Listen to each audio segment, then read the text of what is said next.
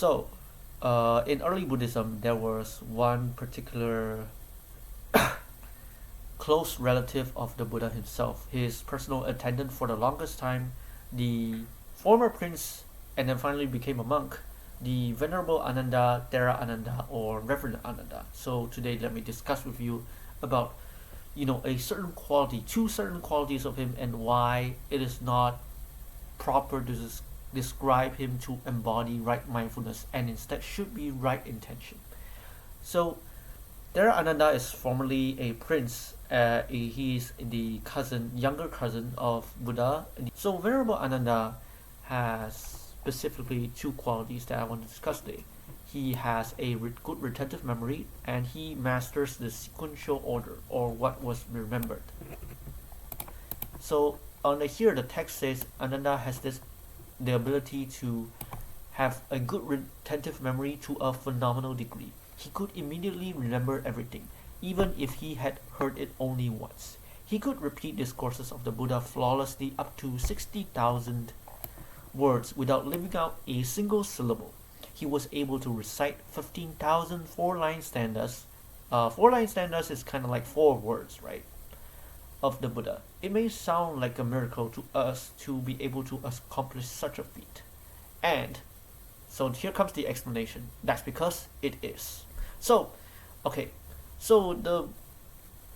the original commentator on this is from Access to Insight, right? By the way, the website is called Access to Insight. You can search Access to Insight, ACCESS to Insight, Ānanda, and can search it. This is the webpage, the original webpage.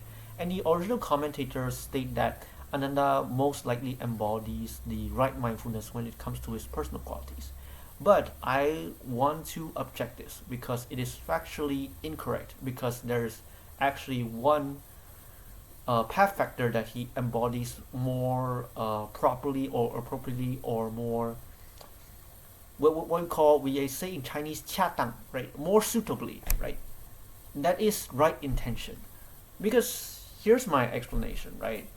Right mindfulness. Now I'm not gonna demoralize like Venerable Ānanda. Maybe he do indeed also had a lot of right mindfulness.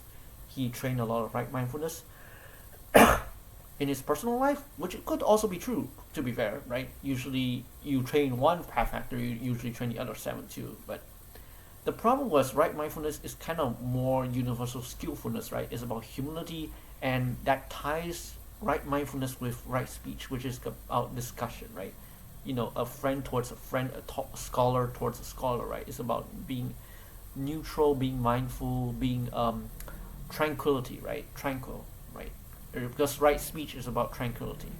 So that's the problem, because right mindfulness is more about acknowledging your feelings and your mental labels, right? And then see them as they are, right? But it's kind of like the way the original content or context about Ānanda's personal qualities, especially about these two, right? Actually, there are 5 qualities, but I want to say the 2 that are important in this sutta specifically. And so, a good retentive memory and a mastery of the sequential order, or what was remembered, is more about right intention, because it's kind of like Ānanda carrying a pot of soup, right, to the customer. Now,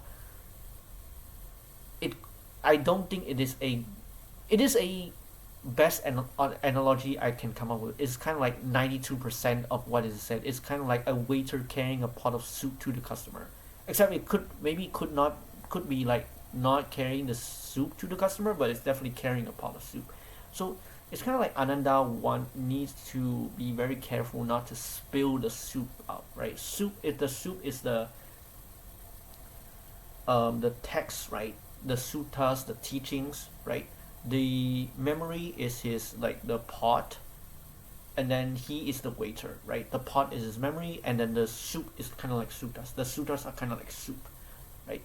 And so that is important. So it's kind of like more like right intention, because right intention is skillfulness. It is also indeed skillfulness, but it differs from person to person, right? It's skillfulness based on personal distinction and personal qualities, right? So this is more of a kind of personal thing, right? Personal thing. Not to mention, like when I discussed with ChatGPT, it said about Ānanda desires kind of specialness in a wholesome way, but it's like kind of like being attached to specialness, right? In a skillful, wholesome way, right? And so it's kind of like right view is kind of like inner confidence. It's kind of like fire, right? And right intention is kind of like wind. So it's kind of like it makes the more sense to say Ānanda embodies right intention because the dynamics involve axis between right intention and right view a lot more than right mindfulness and right speech. So this is my opinion.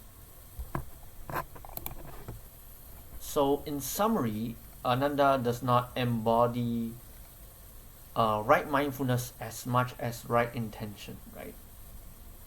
At least in this context. Now, I'm not gonna say the rest of his personal life, right? Venerable Ānanda, maybe he do also has a lot of right mindfulness in his personal life, but at least in his context, in regards to these two personal qualities, Venerable Ānanda's good retentive memory, excellent retentive memory, and his mastery of the sequential order of the suttas or texts or teachings or what was remembered,